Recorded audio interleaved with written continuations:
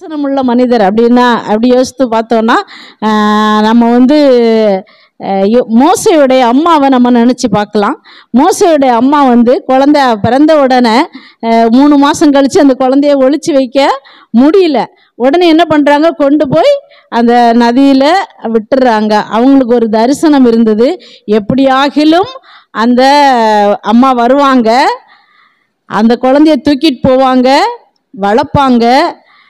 இன்னொரு நாள் ஒரு தூர பார்வை அவர்களுக்கு இருந்தது, ஒரு தரிசனம் இருந்தது. கட்டாயம் இந்த மோசே, இந்த குழந்தை வந்து எகிப்திலிருந்து நம்முடைய மக்களை மீட்டு கொண்டு வருவார் அப்படின்னு சொல்கிற ஒரு தரிசனத்தோட தான் அன்னைக்கு அந்த குழந்தையை அங்கே கொண்டு போய் விட்டாங்க. அதே போல தான் ஐயாவுடைய தரிசனத்தின் மூலம் ஆங்காங்கே கட்டப்பட்டு வருகிறது தேவர்மலை பகுதி. எப்படிப்பட்ட பகுதி என்று உங்களுக்கு இந்த கொடுத்திருக்கிற நோட்டீஸ்லேயே இருக்கிறது, அங்கே எப்படிப்பட்ட சூழ்நிலை இருக்குது. அப்படிப்பட்ட இடத்துல இவர்கள் கட்டுகிற விடுதியின் மூலம் அநேக மக்கள் கல்வி அறிவை பெற்றுக்கொள்வதற்காகவும் அநேக ஆசீர்வாதங்களை நிறைய விடுதலையை பெற்றுக்கொள்வதற்காகவும் அது ஏதுவாக இருக்கும் என்று சொல்லி நாங்கள் நம்புகிறோம். தொடர்ந்து கர்த்தர் அவர்களையும் அவருடைய குடும்பத்தையும் அவருடைய ஊழியங்களையும் ஆசீர்வதிப்பாராக. அது மட்டுமல்லாமல் இந்த நேரத்திலும் இந்த வாய்ப்பை எனக்கு அருளிய தேவனுக்கும் அடுத்ததாக இஸ்ரேல் பிரதருக்கும் என்னுடைய நன்றியை தெரிவித்துக் கொள்கிறேன். நான் இது வந்து ஏற்கனவே ஒரு வாட்டி இஸ்ரேல் பிரதரோட வீட்டில் இந்த ப்ரேயர் நடந்தது. அப்போ வந்திருக்கேன், நான் நினைக்கிறேன் 2014-15 நினைக்கிறேன். அந்த டைமில் ஒரு வாட்டி வந்திருக்கிறேன். அதுக்கப்புறம் இப்போ வந்திருக்கேன். கர்த்தருடைய ஊழியத்தை மிக உண்மையாக அவர்கள் சொன்னது போல் நாங்கள் எப்பெல்லாம் உதவி கேட்குறோம் அப்பெல்லாம் தாராளமாக எப்படியாவது கஷ்டப்பட்டு யார்கிட்டையாவது பேசி அதை வாங்கி எங்களுக்கு கொண்டு கொடுத்துரும். அது வந்து சின்ன காரியம் இல்லை, சாதாரண காரியம் இல்லை, பயங்கரமான காரியம். எங்களுக்கு தெரியும் ஒருத்தங்கள்ட்ட ₹1 வாங்குறது எவ்வளோ கஷ்டம். அதன் மத்தியிலும் இப்போ கடைசியாக அந்த சுந்தர்பன்ஸில் தளம் போடுறதுக்கு காசு வேணும்னு கேட்ட உடனே கூட யாருக்கிட்ட ஒருத்தங்கிட்ட சொல்லி அதை வாங்கி கொண்டு வந்து கொடுத்தாங்க. அதன் மூலம் இன்னைக்கு அந்த தளம் போட்டு இன்னைக்கு ஆராதனை அங்கே நன்றாக நடப்பதற்கு ஆண்டவர் உதவி செய்திருக்கிறார். ஆண்டவருக்கு கோடான கோடி ஸ்தோத்திரங்களை ஏறெடுக்கிற இந்த நேரத்திலும் நாம் செய்திக்கு போகும் முன்னாடி தலைகளை தாழ்த்தி ஆண்டவரை நோக்கி பார்ப்போம். ஆண்டவருடைய சமூகத்திலே நம்மை ஒப்பு கொடுப்போம். ஆண்டவரே, நீர் என்னோடு கூட பேசும். ஆண்டவரே, இன்று வந்தது எனக்கு நல்லது என்று சொல்லி இந்த இடத்திலிருந்து நாம் ஒவ்வொருவரும் திரும்பி செல்லும்படியான பாக்கியத்தை ஆண்டவர் நம்ம ஒவ்வொருவருக்கும் கட்டளையிடும்படியாக ஆண்டவருடைய கரத்திலே நம்மை ஒப்பு கொடுப்போம். நினிவேயின் ஜனங்களுக்காக நம் தேவன் பரிதபித்தார். நினிவேயின் ஜனங்களுக்காக நம் தேவன் பரிதபித்தார். தீர்க்கன்யோனாவையும் அவர் அனுப்பி எச்சரித்தார். லட்சத்திற்காக பரிதபித்தார். கொடிகட்டாக கலங்கிடாரோ. லட்சத்திற்காக பரிதபித்தார். கொடிகட்டாக கலங்கிடாரோ. நம் பாரதம் நம் தாயகம் கர்த்தரை அறியட்டுமே. நம் தாய் மண்ணோ நம் தலைமுறையோ இயேசுவை அறியட்டுமே. நம் பாரதம் நம் தாயகம் இயேசுவை அறியட்டுமே. நம் தாய் மண்ணோ நம் தலைமுறையோ இயேசுவை அறியட்டுமே.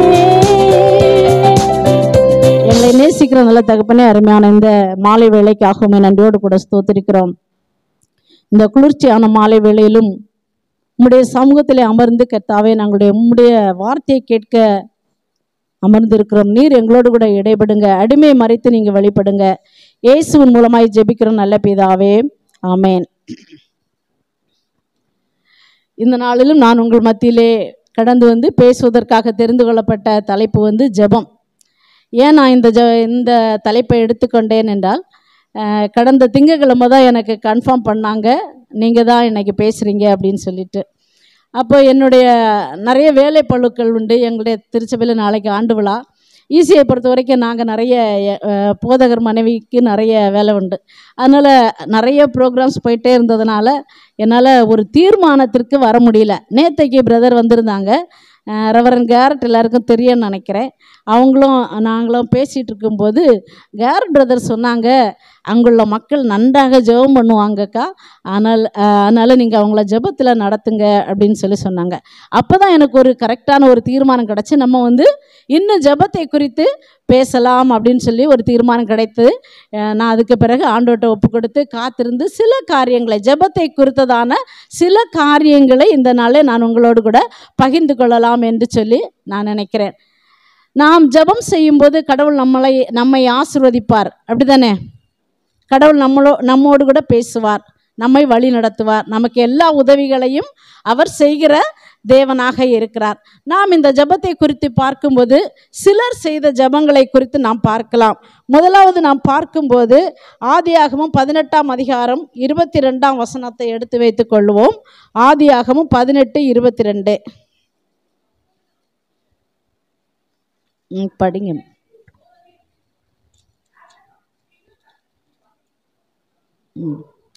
அங்க என்ன சொல்லப்பட்டிருக்கிறது என்றால், ஆபிரகாமோ பின்னும் கர்த்தருக்கு முன்பாக நின்று கொண்டிருந்தான். ஆபிரகாம் ஆண்டவருக்கு முன்னாடி நின்றுட்டு இருக்கிறாரு. ஏன் நிற்கிறார்? நமக்கு நன்றாகவே தெரியும் இது எந்த சூழ்நிலையில் அவர் அங்கே நிற்கிறார் அப்படின்னு சொல்லிட்டு. நீங்கள் அதுக்கு முந்தின அதிகாரத்தில் பார்த்தீங்கன்னா, அதே அதிகாரம் முதல் பகுதியில் பார்த்தீங்கன்னா, சாராளுக்கும் ஆபிரகாமுக்கும் தேவதூதர்கள் தரிசனமாகி உங்களுக்கு ஒரு குழந்தை பிறக்கும் அப்படின்றத அங்கே சொல்லுகிறவராக காணப்படுகிறார். அப்போ அவங்களுக்கு அது ஒரு பயங்கர சந்தோஷமான ஒரு நிகழ்வு, பயங்கர சந்தோஷமான அந்த செய்தியை, அந்த தகவலை அங்கே அவர் பெற்றுக்கொண்டு இருக்கிறார்.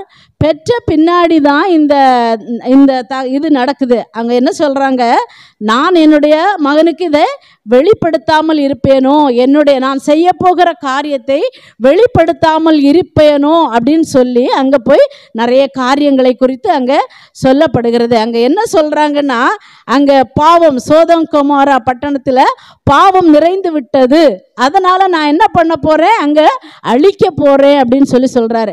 இப்போ தான் அவர் ஒரு நல்ல செய்தியை கேட்டுட்டு வராரு. என்னுடைய வாழ்க்கையில ஒரு மறுமலர்ச்சி வரும், என்னுடைய வாழ்க்கையில ஒரு விடுதலை வரும், என்னுடைய வாழ்க்கையில ஒரு சந்தோஷம் வரும், என்னுடைய வாழ்க்கை எல்லாரையும் போல ஒரு மனமகிழ்ச்சியான வாழ்க்கையாக மாறி போகும் என்று சொல்லி நினைத்து கொண்டிருந்த அதே நேரத்தில் அடுத்த ஒரு செய்தி வருகிறது, நான் சோதம் கொமாராவை அழித்து போட போகிறேன் அப்படின்னு சொல்லிட்டு.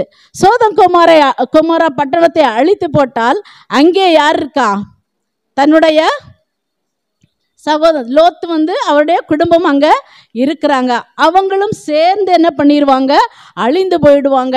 உடனே தான் ஆண்டோடைய சமூகத்திலே அவர் நிற்கிறவராக காணப்படுறார். சற்று அவர் யோசித்து பார்த்திருக்கலாம், அவன் என்னை விட்டு பிரிந்து போய்விட்டான், என்னட்ட இருந்து நல்ல இடத்தையெல்லாம் வாங்கி போய்விட்டான், நான் ஏன் அவனுக்கு ஹெல்ப் பண்ணணும் அப்படின்னு சொல்லி அந்த நினைப்பில் அங்கே ஆபிரகாம் நிற்காம ஆண்டோடைய சமூகத்திலே போய் நிற்கிறார்.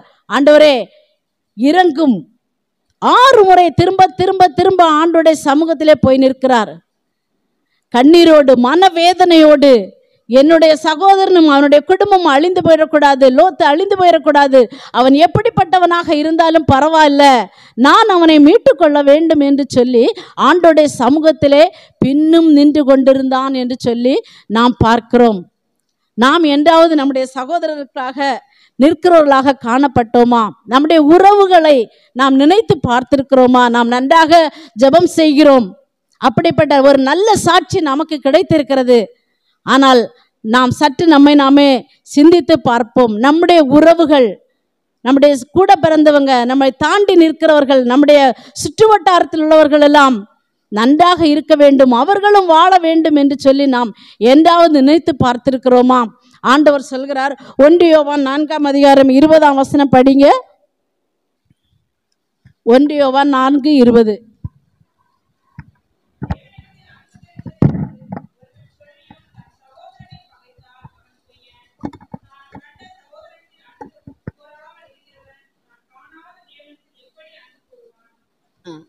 ஒருவன் தேவனிடத்தில் அன்பு கூறுகிறேன் என்று சொல்லி தன் சகோதரனை பகைத்தால் அவன் யாரு? அவன் பொய்யன். தான் கண்ட சகோதரனிடத்தில் அன்பு கூறாதவன் தான் காணாத தேவனிடத்தில் எப்படி அன்பு கூறுவான்? அப்போ நாம் சகோதரர்களை சிநேகிக்கும் போதுதான் ஆண்டவரிடத்திலே அன்பு கூறுகிறவர்களாக இருக்கிறோம். அப்போ நாம் சகோதரர்களை நேசிக்கிறவர்களாக, இந்த ஆபிரகாமை போல ஆண்டோடைய சமூகத்தில் நிற்கிறவர்களாக, நம்முடைய உறவுகளுக்காக, நம்முடைய சகோதரர்களுக்காக நிற்கிறவர்களாக காணப்பட வேண்டும். அவர்களுக்கு ஏதோ ஒரு பிரச்சனை வரும்போது நாம் அதை பார்த்து கைத்தட்டி சந்தோஷப்பட்டு கொண்டிருக்கிறவர்களாக இல்லாமல், அவர்களுக்காக வேண்டிக் கொள்கிறவர்களாக மட்டுமல்லாமல், அவர்களுக்கு நம்மால் என்ன செய்ய முடியும் அப்படின்ற ஒரு எண்ணத்தோடு ஆண்டோடைய சமூகத்தில் நிற்கும்போது ஆண்டவர் நம்முடைய வேண்டுதலை கேட்கிற தேவனாக காணப்படுகிறார். நல்ல ஒரு உதாரணம் நீங்க பார்க்கலாம் பைபிளில். போவாஸை எடுத்துக்கலாம். போவாஸ், ரூத் அவங்களை எடுத்துக்கலாம். போவாஸ் பயங்கர செல்வ செழிப்பில் இருக்கிறவர்.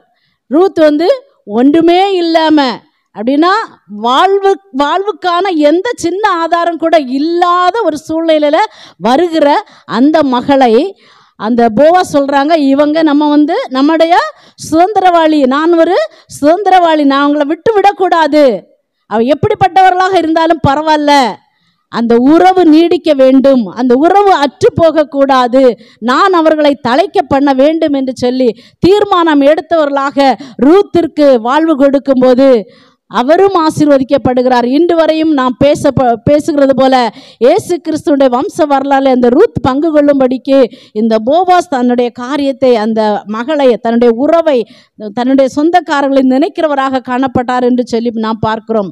ஒருவேளை கஷ்டத்தில் நம்முடைய சகோதரர்கள் இருக்கும்போது, நம்முடைய உடன்பிறப்புகள் இருக்கும்போது நாம் அவர்களை தள்ளிவிட்டவர்களாக, அவர்களுக்கு உதவி செய்யாதவர்களாக காணப்பட்டால் அவர்களெல்லாம் அப்படியே நொடிந்து போவார்கள். அதை பார்த்து நம்முடைய உள்ளம் ஏங்கக்கூடாது, நம்முடைய உள்ளம் சந்தோஷப்பட வேண்டும், நான் அவர்களுக்கு ஏதாகிலும் செய்ய வேண்டும் என்று சொல்லி ஆபிரகாம் முதலாவதாக ஆண்டோடைய சமூகத்திலே பின்னும் தனித்து நின்றான். அந்த சோதம் கொமோரா பட்டணம் பாதுகாக்கப்படவில்லை, எச்சரித்தார். அந்த தன்னுடைய சகோதரன் பாதுகாக்கப்பட்டான். அதற்கு பின்னாடி நிறைய கதைகள் நீங்கள் அது இன்னொரு நாள் நம்ம அதை நீங்கள் தியானிங்க. அது அடுத்ததாக நாம் ஏன் ஜெபம் பண்ண வேண்டும் என்று சொல்லி நாம் பார்க்கும்போது, நம்முடைய குடும்பத்திற்காக நாம் ஜெபிக்கிறவர்களாக இருக்கிறோமா? அதே ஆதியாகமம் 32ஆம் அதிகாரம் 24ஆம் வசனத்தை எடுங்க. ஆதியாகமம் 32:24.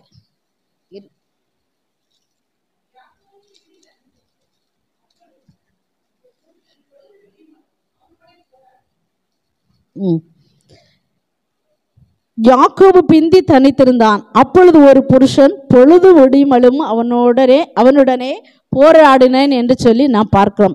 இங்கே முதலாவதாக நாம் ஆபிரகாமை பார்த்தோம், அங்கே பின்னும் தனித்து நின்று கொண்டிருந்தான் என்று பார்த்தோம். இரண்டாவதாக நாம் பார்க்கிறோம், யாக்கோபை குறித்து பார்க்கிறோம். அவர் என்ன பண்றாரு? திரும்பவும் பிந்தி தனித்திருந்தான் என்று சொல்லி நான் பார்க்கணும். ஏன் தனித்திருந்தார் என்று சொல்லி நான் பார்க்கும்போது எல்லாருக்குமே இந்த கதையும் தெரியும்.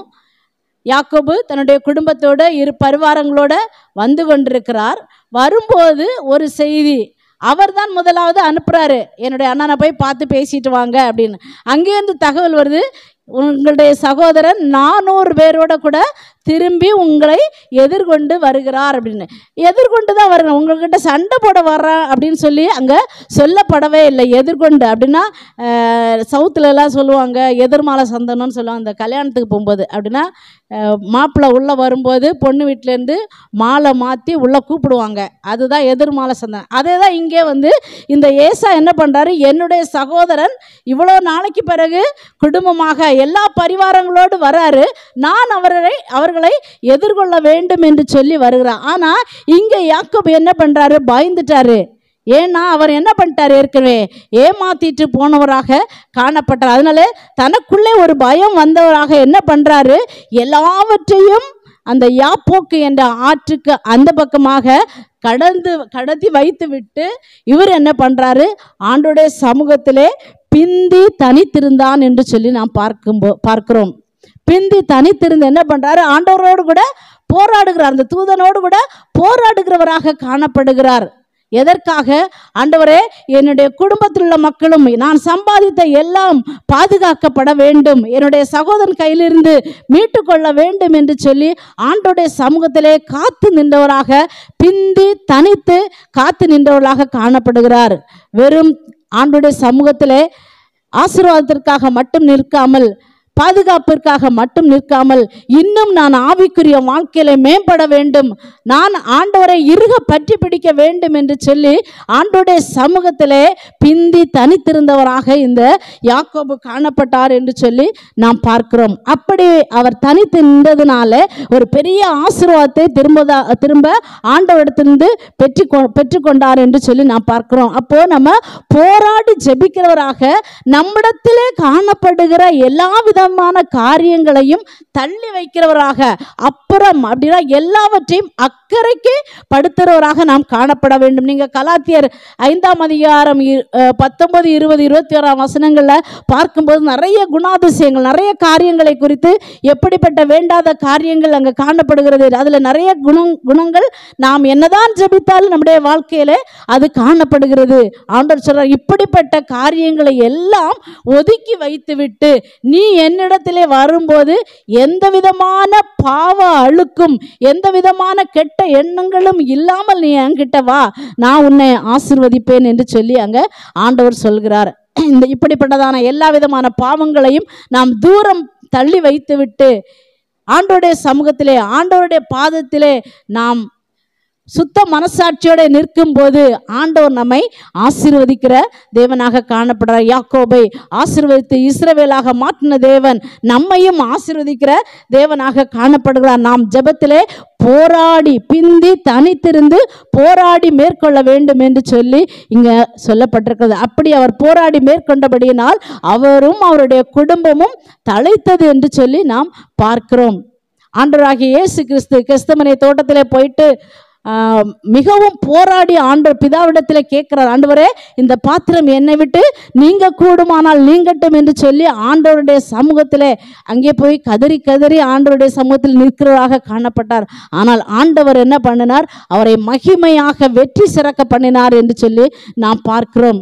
ஆண்டவருடைய சமூகத்திலே போராடும் போது, கதறி கதறி அழுது ஜெபிக்கும் போது ஆண்டவர் என்ன பண்ணுவார்? நமக்கு வெற்றியை தருகிற தேவனாக, விடுதலையை தருகிற தேவனாக, நம்முடைய குடும்பத்தை பாதுகாக்கிற தேவனாக இருக்கிறார் என்று சொல்லி நாம் பார்க்கிறோம். அடுத்ததாக நாம் பார்க்கும்போது முதலாவதாக யாரு? உறவு. தன்னுடைய சகோதரனுக்காக ஜெபித்த ஆபிரகாமை பற்றி பார்த்தோம். அடுத்ததாக தன்னுடைய குடும்பத்திற்காக ஜெபித்த யாக்கோபை பற்றி பார்த்தோம். அடுத்ததாக தன்னுடைய பிள்ளைகளுக்காக ஜெபித்த யோபுவை குறித்து நாம் பார்க்கலாம்.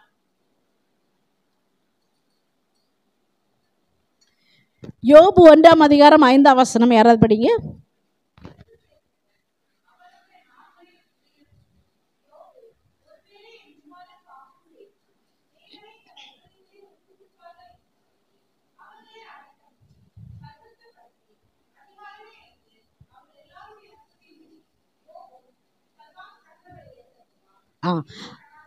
போதுங்கம்மா.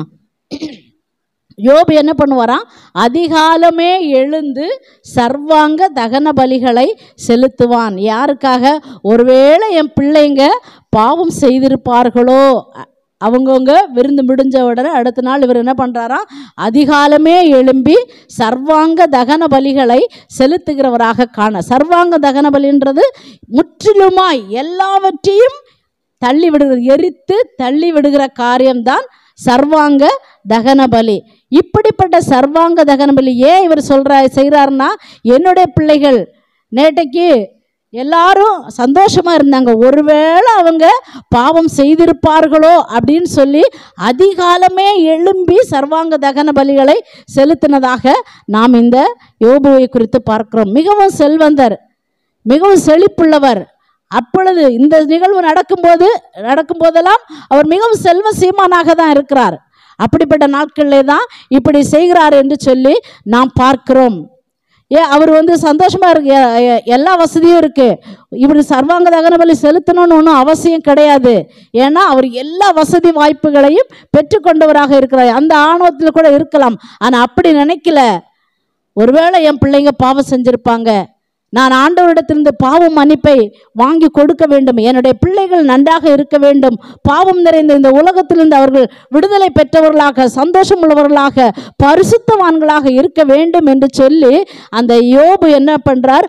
அதிகாலமே எழும்பி ஆண்டவருடைய சமூகத்தில் நிற்கிறவராக காணப்படுகிறார் என்று சொல்லி நான் பார்க்கிறோம். இன்றைக்கு நம்ம உலகத்தில் பார்க்கும்போது அநேக பிள்ளைகள் தங்களுடைய பெற்றோரை விட்டு பட்டணங்களை, சென்னை பட்டணத்திலே குறிப்பாக வந்து தங்கி இருக்காங்க. தங்கி ஒவ்வொரு நாளும் நம்ம பார்க்கிறோம், ரோடுகளிலும் வீதிகளில் என்னென்ன காரியங்கள் நடைபெறுகிறது, எப்படிப்பட்ட செய்திகளை நாம் கேள்விப்படுகிறோம். இவையெல்லாம் பிள்ளைகளை பெற்றோர்கள் அனுப்பிவிட்டு அவர்கள் அங்கே இருக்கிறார்கள். ஆனால் பிள்ளைகள் பாவத்திற்கு நேராக கடந்து செல்கிறவர்களாக காணப்படுகிறார்கள். ஆனால் நம் பெற்றோர்களாகிய நாம் ஜெபிக்கும் போது, அவர்களுக்காக பாரப்பட்டு ஜெபிக்கும் போது, ஒருவேளை என் பிள்ளை என் வழியை விட்டு வழி விலகி போயிடக்கூடாது அப்படின்னு சொல்லி அவர்கள் பாரத்தோடு ஜெபிக்கும் போது ஆண்டவர் அவர்களை மீட்டுக் கொள்ளுகிற தேவனாக, பாவ வாழ்க்கையிலிருந்து, உலகத்தின் காரியங்களிலிருந்து மீட்டுக் கொள்ளுகிற தேவனாக காணப்படுவார் என்று சொல்லி நாம் பார்க்கிறோம். நாம் பார்க்கும்போது ஏலியின் பிள்ளைகளை குறித்து நன்றாக எல்லாருக்கும் தெரியும். 1 சாமுவேல் 3ஆம் அதிகாரம் 13ஆம் வசனம் படிங்க. 1 சாமுவேல் 3:13.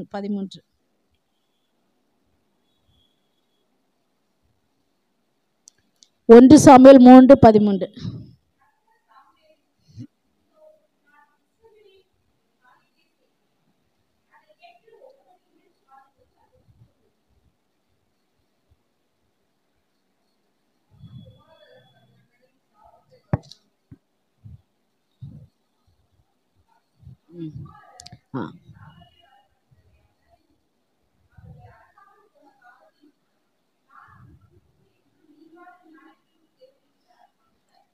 அவன் குமாரர் தங்கள் மேல் சாபத்தை வரப்பண்ணுகிறதை அவன் அறிந்திருந்தும் அவர்களை அடக்காமற் போன பாவத்தின் நிமித்தம்.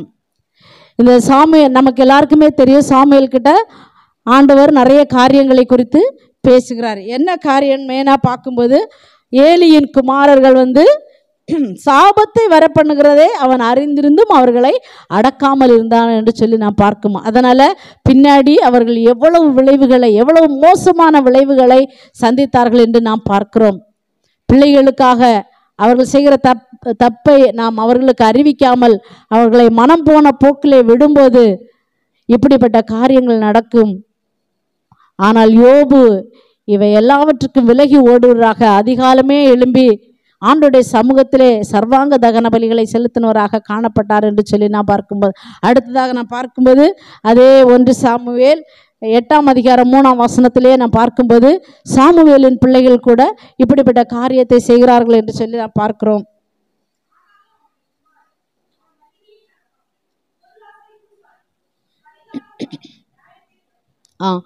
பொருளாசைக்கு சாய்ந்து பரிதானம் வாங்கி நியாயத்தை புரட்டினார்கள் என்று சொல்லி பார்க்கிறோம்.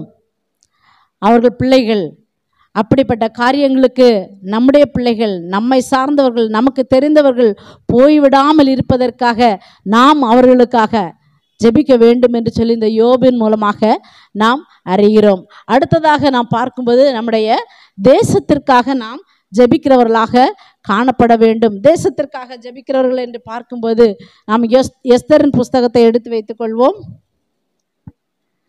எஸ்தர் 4ஆம் அதிகாரம் 16ஆம் வசனம் படிங்க. எஸ்தர் 4:16.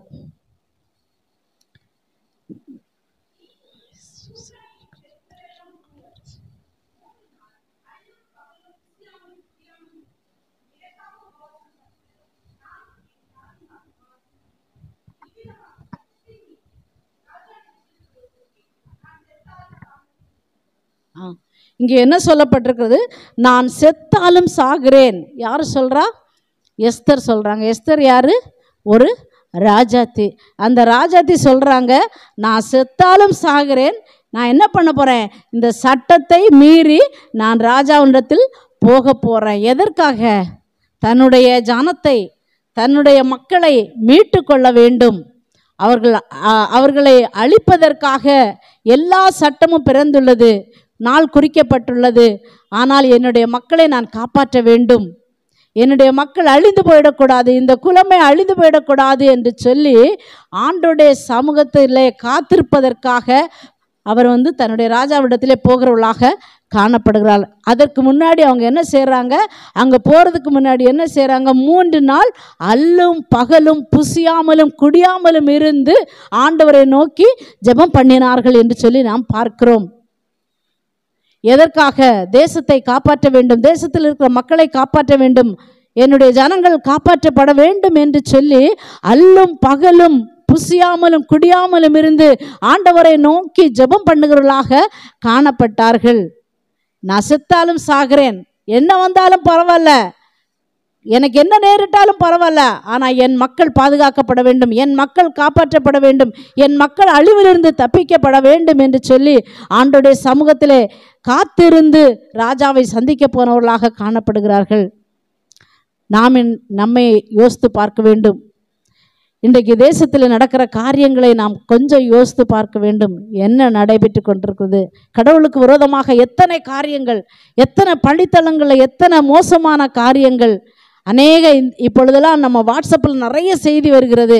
கடந்த ஞாயிற்றுக்கிழமை கூட ஒரு சாமுவேல் என்ற ஒரு மிஷனரியை அடித்து ஜெயிலில் வச்சுருக்காங்க, குடும்பமாக வச்சுருக்காங்க அப்படின்ற செய்தியில் ஒவ்வொரு நாளும் நிறைய செய்திகள், மிஷனரிகள் இப்படியெல்லாம் தாக்கப்படுகிறார்கள் என்று சொல்லி நிறைய செய்திகள் வருகிறது.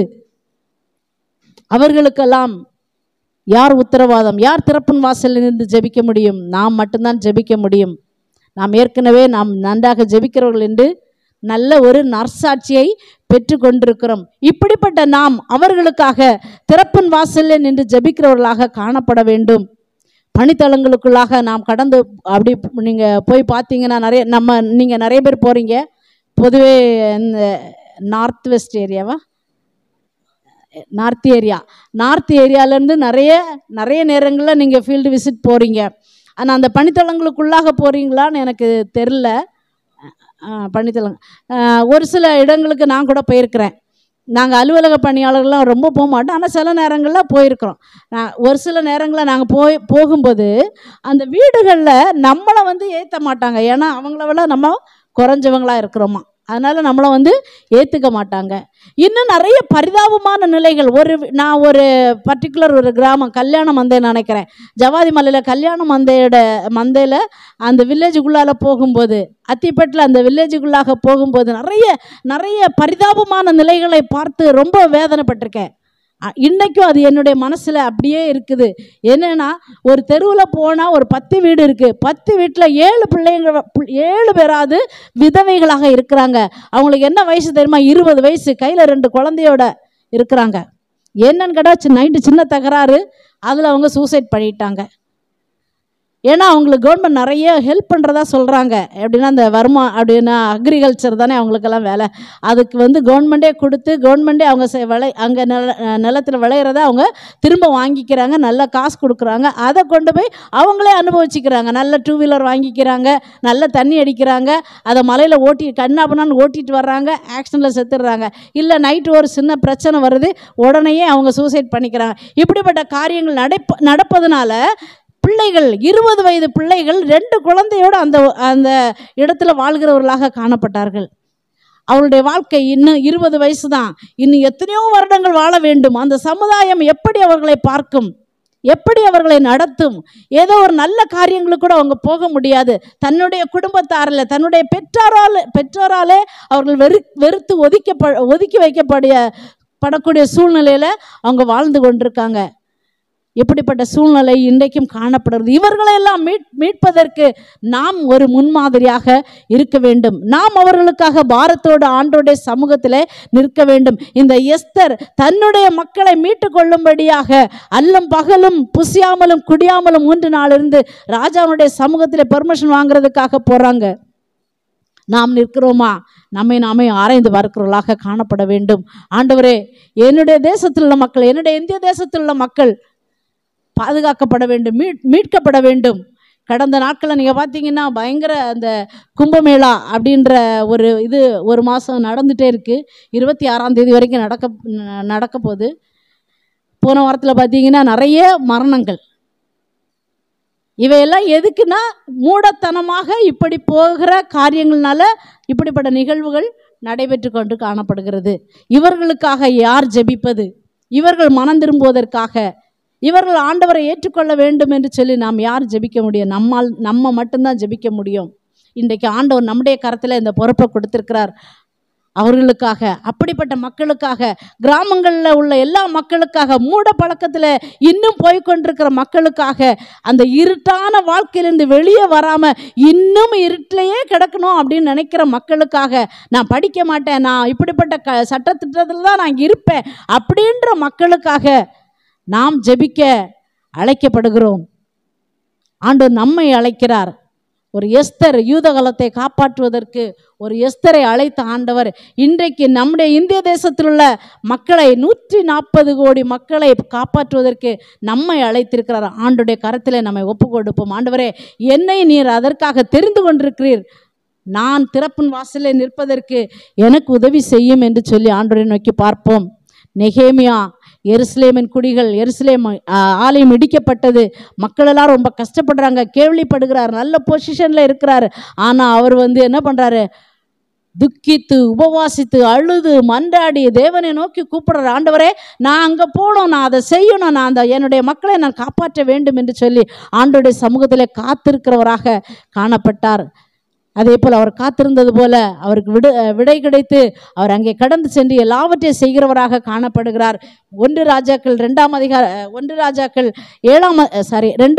7ஆம் அதிகாரத்தை பார்த்தோம் என்றால் அங்கே சொல்லப்பட்டிருக்கிறது, இந்த நாள் நற்செய்தி அறிவிக்கும் நாள். நாம் செய்யாமல் இருந்தால் அப்படின்னா அவங்க அந்த குஷ்டரோகிகள் 4 குஷ்டரோகிகள் அங்கே இருக்கிறாங்க. அவங்க சொல்கிறாங்க எல்லாம் சாப்பாடு அதெல்லாம் அங்கே இருக்குது, நம்ம இதை போய் ஊரில் சொல்லலைன்னா மக்கள் ஏற்கனவே பட்டினினாலும் பசியினாலும் கஷ்டப்பட்டுட்டு இருக்காங்க, ஆனால் எல்லாம் அங்கே தாராளமாக இருக்குது, நம்ம மட்டும் இதை அனுபவிச்சா போதாது, நம்ம அந்த மக்களுக்கும் போய் சொல்ல வேண்டும், அவர்களும் அதை எடுத்து அனுபவித்து வாழ வேண்டும் என்று சொல்லி அவங்களும் சொல்கிறாங்க, எங்களுக்கு சாவு வந்தாலும் பரவாயில்ல, நம்ம அங்கே போய் அங்கே என்ன இருக்குன்னு பார்ப்போம் அப்படின்னு சொல்லி போகிறாங்க. அவர்கள் இந்த ஊருக்குள்ளே கடந்து சொன்னதுனால்தான் அந்த மக்களெல்லாம் அன்றைக்கு காப்பாற்றப்பட்டார்கள். அப்படி ஒரு குஷ்டரோகிகளே நினைக்கும் போது, மக்களால் ஒதுக்கப்பட்டு புறந்தள்ளப்பட்டு ஒரு ஓரமாக கிடக்கிற அந்த மக்களே நினைக்கும் போது ஆண்டவர் நமக்கு நல்ல வாய்ப்பை கொடுத்திருக்கிறார். நாம் ஆண்டவருடைய சமூகத்திலே காத்திருந்து இப்படிப்பட்ட அழிந்து போகிற ஆத்துமாக்களுக்காக நாம் ஜெபிக்க வேண்டும். கஷ்டத்தில் இருக்கிறவர்களுக்காக, மனம் திரும்பாமல் இன்னும் பாவத்திலே உழன்று கொண்டிருக்கிற மக்களுக்காக நாம் ஆண்டவருடைய பாதத்திலே காத்திருந்து ஜெபிக்கிறவர்களாக, திறப்பின் வாசல்லே நிற்கிறவர்களாக காணப்பட வேண்டும். ஆண்டவருடைய கரத்திலே நம்மை ஒப்பு கொடுப்போம். முதலாவதாக ஆபிரகாமை போல நாம் பிந்தி அங்கே தனித்து நின்று ஜெபிக்கணும். யாக்கோபை போல நம்ம ஜெபிக்கணும். அடுத்தது யோபுவை போல நம்ம அதை எழும்பி ஜெபிக்கணும். அடுத்தது எஸ்தரை போல தேசத்திற்காக நாம் ஜெபிக்க வேண்டும். நேரம் கடந்து போயிடுச்சு. ஒரு சின்ன சாட்சியை மட்டும் சொல்லி நான் கடந்து போகிறேன். என்னுடைய அம்மாவை குறித்து ஒரு சின்ன சாட்சி மட்டும் நான் சொல்கிறேன். எங்கள் குடும்பத்தில் நாங்கள் 12 பேர், 10 பொண்ணு 2 பிரதர்ஸ், நான் 10வது, எனக்கு 2 தங்கச்சி இருக்காங்க. கடவுள் இன்றைக்கு எங்களை எல்லாருமே ரொம்ப ஆசீர்வாதமாக வச்சுருக்கிறார். ஃபைனான்ஸில் மிகவும் பின்தங்கியதுன்னு சொல்லி பார்த்தா நான் தான் பின்தங்கி இருக்கிறேன். ஆனால் நான் உன்னதமான பணியை ஆண்டவர் எங்களுக்கு கொடுத்துருக்குறேன். ஆனால் என்னுடைய குடும்பத்தை பார்த்திங்கன்னா ரொம்ப வறுமையான குடும்பம். அப்பாவுக்கு ரொம்ப சொற்ப சம்பளம், ரொம்ப லேண்டு அப்படியெல்லாம் எங்களுக்கு கிடையாது. அந்த சொற்ப சம்பளத்தை வச்சுட்டு எங்கள் அம்மா அதை வைத்து எங்கள் குடும்பத்தை மிகவும் அழகாக நடத்தினார்கள். எப்படி நடத்தினாங்கன்னா, காலையில் 5 மணிக்கு எங்களெல்லாம் எழுப்பி விடுவாங்க படிக்கிறதுக்கு. அப்போ அவங்களும் உட்காந்து பைபிள் படித்து முட்டியில் நின்று ஜெபம் பண்ணுவாங்க. நான் சின்ன பிள்ளையிலேருந்து நான் வயசான வரைக்கும், அப்படின்னா நான் கல்யாணம் பண்ணி வெளியே வர வரைக்கும் எங்கள் அம்மாவை நான் அப்படி ஜெபிக்கிறவங்களாக தான் பார்த்தேன். காலையில் 5 மணிக்கு, நைட்டு அதே மாதிரி 6:30 நாங்கள் படிக்க உட்காரணும், 6லேருந்து 9 மணி வரைக்கும். என்னென்னா நம்ம இன்றைக்கி என்ன பண்ணுறோம், அந்த டைமில் தான் நம்ம சமையல் பண்ணுறவங்களும் வீட்டில் வேலை செய்கிறவங்களாக காணப்படுறோம். ஆனால் எங்கள் அம்மா பகலை எல்லா வேலையை முடிச்சுட்டு அந்த நேரத்தில் கிடச்சா கூட கொஞ்ச நேரம் உட்காந்து பைபிள் படிப்பாங்க. ஆனால் ராத்திரி எங்களை அப்படின்னா ஊரில் எல்லாம் 4 கட்டு வீடுன்னு சொல்லுவாங்க, தூணாக இருக்கும். ஒரு தூணுக்கு ஒருத்தங்க உட்காந்து படிக்கணும். நடுவில் எங்கள் அம்மா உட்காந்து எங்களுக்காக ஜெபம் பண்ணிகிட்டு இருப்பாங்க. நைட்டும் காலையிலையும் அப்படி அவங்க ஜெபம் பண்ணதுனால தான் இன்னைக்கு நாங்கள் எல்லா 12 பேருமே கடவுளுடைய கிருபையினால் ஆசீர்வாதமாக இருக்கிறோம். எங்களுடைய அப்பாவுடைய கூட பிறந்தவங்க 6 பேர், அவர்களெல்லாம் எங்களை காட்டில் மிக வசதி வாய்ப்பு உள்ளவர்களாக இருந்தாங்க. ஆனால் இன்றைக்கு நாங்கள் பார்க்கும்போது எங்கள் 12 பேருடைய குடும்பத்திலையும் பார்த்தீங்கன்னா எல்லா துறையிலையும் பணி செய்கிற பிள்ளைகளை ஆண்டவர் எழுப்பியிருக்கிறார். 5 டாக்டர்ஸ் இருக்காங்க, ஏரோசஸ் இருக்காங்க, அட்வொகேட் இருக்காங்க, என்ஜினியர்ஸ் இருக்காங்க, ஃபேஷன் டிசைனர் இருக்காங்க, ஜேர்னலிஸ்ட் இருக்காங்க, இப்படி எல்லா துறையில் நர்சஸ் இருக்காங்க. இப்படி எல்லா துறையிலையும் பணி செய்வதற்கு ஆண்டவர் எங்கள் குடும்பத்தை உயர்த்தி வைத்திருக்கிறார். இதற்கு ஒரே ஒரு காரணம் எங்கள் அம்மாவுடைய ஜெபம். இரவும் பகலும் எப்பொழுதெல்லாம் நேரம் கிடைக்குதோ அப்போல்லாம் உட்காந்து ஜெபிப்பாங்க. நிறைய பேர் எங்கள் அம்மாவை கிண்டல் பண்ணுவாங்க, எப்போ பார்த்தாலும் ஸ்தோத்திரம் அல்லேலியா இதுதான் உனக்கு வேற தெரியாதா அப்படின்னு. அப்போ எல்லாவற்றையும் அம்மா ஒதுக்கி வைத்து விட்டு, ஏன்னா எங்கள் அப்பாவுடைய குடும்பம் வந்து கேத்தலிக்கு, அவங்க எல்லாம் அதெல்லாம் தாண்டி நாங்கள் மட்டும்தான் சிஎஸ்ஐயாக இருந்தோம். அதனால் நாங்கள் எப்போவுமே ஜெபம் அப்படின்னு போனதுனால எங்களை பார்த்து பரியாசம் பண்ணினவர்கள் உண்டு, ஆனால் இன்றைக்கு எங்களை பார்த்து பெருமைப்படுகிறவர்கள் உண்டு. இதற்கெல்லாம் ஒரே ஒரு காரணம் எங்கள் அம்மாவுடைய ஜெபம். அந்த ஜெபம்தான் இன்றைக்கு எங்களை இப்படி நிற்க வைத்திருக்கிறது. நாம் ஜெபிக்கும்போது நம்மையும் ஆண்டவர் உயர்த்துகிற தேவனாக, நம்முடைய சந்ததியாக ஆண்டவர் உயர்த்துகிற தேவனாக காணப்படுவார் என்று சொல்லி இந்த நேரத்தில் நான் சொல்லிக் கொள்கிறேன். கர்த்தர் தாமே இந்த வசனங்களை ஆசீர்வதிப்பாராக. நாம் தொடர்ந்து ஜெபத்துக்கு நேராக கடந்து செல்லுவோம்.